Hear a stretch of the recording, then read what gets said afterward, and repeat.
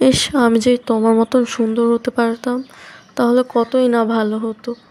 মাঝে সাঝে নিজেকে দেখলেই আফসোস লাগে যে আমি কতটা কালো।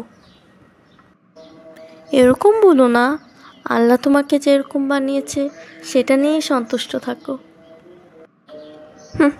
সন্তুষ্ট থাকবো? তুমি তো সুন্দর বলে এরকম কথাটা বলছো। যদি আমার মতো এরকম কালো থাকতে না, তাহলে তুমিও এরকমই কথা বলতে। তুমি ভুল বুঝছো।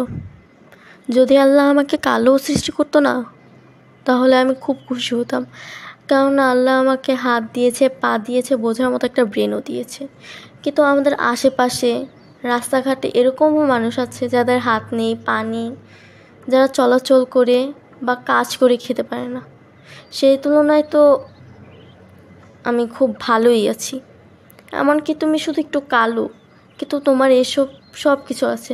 যেমন হাত, পা, বোঝার মতো একটা ব্রেন, সব কিছু আছে। সেজন্য তোমার আল্লাহর উপর সন্তুষ্ট থাকা উচিত। আর আর তুমি সেটা না করে তুমি কালো বলে অসন্তুষ্ট হচ্ছ যে আমি কালো, আমি যদি ফর্সা হতে পারতাম। আর অথচ যার হাত নেই, পা নেই, সেও আল্লাহর উপর সন্তুষ্ট। আমাকে ক্ষমা করে দাও, আমি আসলে বুঝতে পারিনি। আসলে আমারও আল্লাহর উপর সন্তুষ্ট থাকা উচিত, যে আল্লাহ আমাকে হাত দিয়েছে, পা দিয়েছে, বোঝার মতন ব্রেন দিয়েছে। তুমি যদি এসব কথাগুলো আমাকে না বলতে আজকে, তাহলে তো সবসময় আমি ফর্সা হওয়ার জন্য আল্লাহর উপর অসন্তুষ্ট থাকতাম। তোমাকে অসংখ্য ধন্যবাদ আমাকে বোঝানোর জন্য। আমাকে ক্ষমা করে দাও।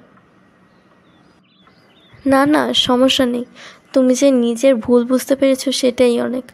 মানুষ মাত্রই তো ভুল হবে, তাই না?